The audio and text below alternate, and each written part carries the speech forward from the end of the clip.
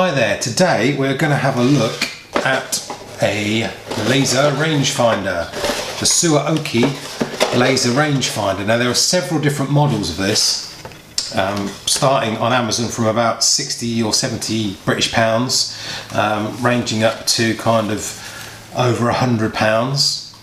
I'm not using this for golf, I'm using this for archery, for known distance field archery shooting really. I suppose you could always check target distances as well. So let's just start with why I bought this. But before I did, and when I did all my research, I looked at other models first. So let's just have a quick look and run through which other models I looked at as well first that you might also be looking at or considering if you're going to be purchasing one of these laser rangefinders, whether it's for golf or for archery or rifle shooting or anything. So the first one that I had a look at was the Nikon. Now this Nikon Cool Shot 20, basically it's a Nikon entry-level camera, rangefinder should I say, which retails for about 150 British pounds. And the reason why I first looked at this one is basically because it's Nikon, it's branded, and I sort of know and trust the Nikon brand for camera lenses and binoculars and things like that. So this was the first rangefinder I looked at, and I was going to buy it, and it comes with a couple of years guarantee on it, and I thought, well, this is going to be great. It does all the basics that I want it to do, point and shoot really, find out the distance, and that's it. But on the other hand, I thought I'd also look at the entry-level Suaoki model that was on Amazon, which was only about 60 or 70 British pounds. I thought, why not just take a punt on this? Sometimes the unbranded or the sort of lesser well-known brands are usually just as good as the known brands, and it got a lot of good reviews. So I thought, well, let's have a look at this as well. Links to both of those obviously are in the bottom in the description if you want to find out more information about the Nikon or the Suaoki models. But what made me choose this version of the Suaoki above those other two when it came down to it?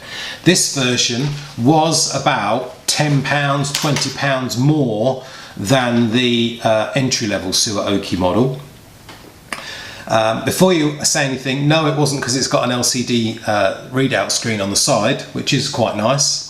But it's also something else you could end up damaging. The main reason why I chose this one was because the other two that I mentioned, the Nikon and the Suaoki entry level, don't only do precision to 1 meter or 1 yard, whereas this version will do it to 1 decimal place. So you can get 23.3 meters, 23.7 meters, whereas the other one will just tell you it's 23 meters. Well, to be honest, I want my rangefinder, if I'm going to spend the money, to be a little bit more exact than that, because that can mean the difference. It's not a big difference in golf probably. If you're shooting, 300 yards, 200 yards, then you don't need to know it's 100 yards, 0.5. But when it comes to archery, and maybe other sports as well, the difference between being a meter or a yard out could mean a hit, could mean the difference between a hit or a miss. So that's why I chose this one. So this gives me to 1 decimal place readout on it as well. So let's now have a look at this model and let's see what it's all about. So when you open the box up, you mainly get 4 things really in it. I'm just checking what's in the box. You're going to get the battery with it. That's the first thing. Now that screws in on the back here. Really easy to put in and take out and swap out. Obviously you get the unit itself. You don't get the tripod mounting, that's mine. You get a little hand strap as well, which slides in and attaches underneath here. So you can so you don't drop it, put your hand through. And finally you get a little case, a little zipped case, which with a belt loop on it, so you can affix that to your trousers or whatever as well, or your kit bag, etc. It's nice and lightweight. You can change the focus by turning this wheel at the end. It's got lots of modes in it. Obviously you get an instruction booklet with it as well. I must have left that upstairs. You can change easily from meters and to yards and vice versa. You can do straight point-to-point distance, or it'll work out the angles for you as well, take those into consideration. What else will it do? It's obviously it's made for golf really, because it's got to find the pin setting to it as well. And what I'm going to do is I'm going to actually show you on the videos in a minute what you can actually see through the end eyepiece as well, because that's really important for you to see how it works. Now some lasers have 3 pieces of glass at the front, some have 2. Basically the laser goes from 1 and comes back into the same one, whereas the top one will be your optical viewfinder. If you have 3, then usually the top one is still the optical viewfinder, but maybe the middle one will shoot the laser and it will return back into the bottom one. So I don't know if that's more accurate or not. The great thing about this model is it's got the screen on the side, and what it'll do is once you take a reading, it'll actually pause and show you that reading. So instead of looking through the viewfinder, you could just turn it around and face it to yourself, or show it to other people if you want to, about what the reading is showing on it. And you can also turn the screen on and off with this button here on the front as well.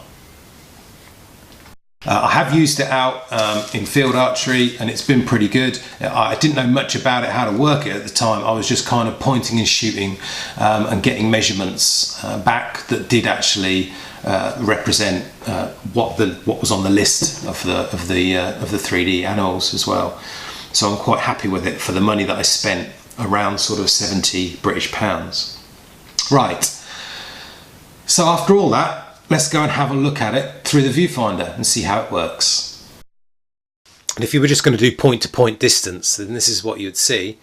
There's the golf flag, and it's just zoomed in on the wall, coming in at 3.2 yards away, so pretty close. But if you then change it to meters, as you can see where I've just done there, and then you just hit the button again, you get that little circle come up in the middle to see that it's registered it, and it says 3 meters.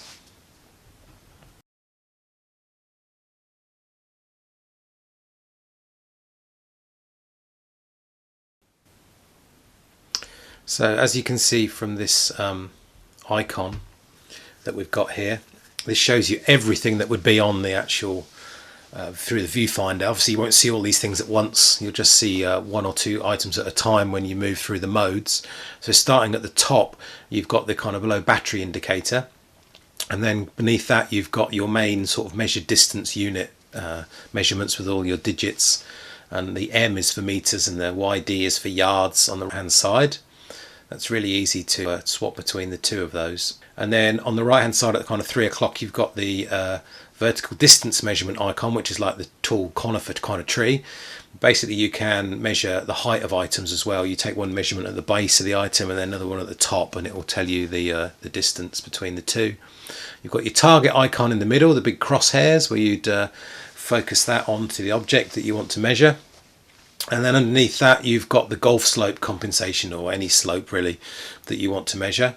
Underneath that you've got the speed, so you can measure items, anything really that's moving.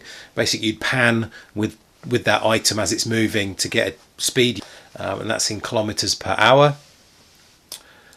Moving round, you've then got kind of on the 8 o'clock area, you've got the distance mode, which is the AB triangle, where you can also make multiple measurements. That's another mode. And then finally you've got the golf flag icon, where you can scan for the golf flag, and that will sort of try and find that and lock onto that in the distance, although I've not tried any of these because I've not used it for golf. But basically you would see kind of the golf flag, the ATB angle, the slope measurement, or the sort of tree icon, depending on what mode you chose. And obviously you can flip between the meters and the yards as well. If you just went straight to point distance, you would not see a lot on the screen, as I just showed you really in that kind of quick demo where I was indoors just getting the kind of meters and yards, sort of 3 yards or 3 meters coming out of it.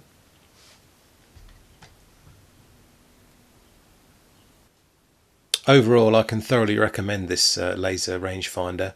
I've only tested it out to kind of 60-70 yards, but it seems to be pretty good at those distances. If you're playing golf and you're going further with it, then I haven't tested those sort of distances, but it was definitely good value for money anyway, and I can thoroughly recommend it. And that's all. Thanks for watching, and I'll see you next time.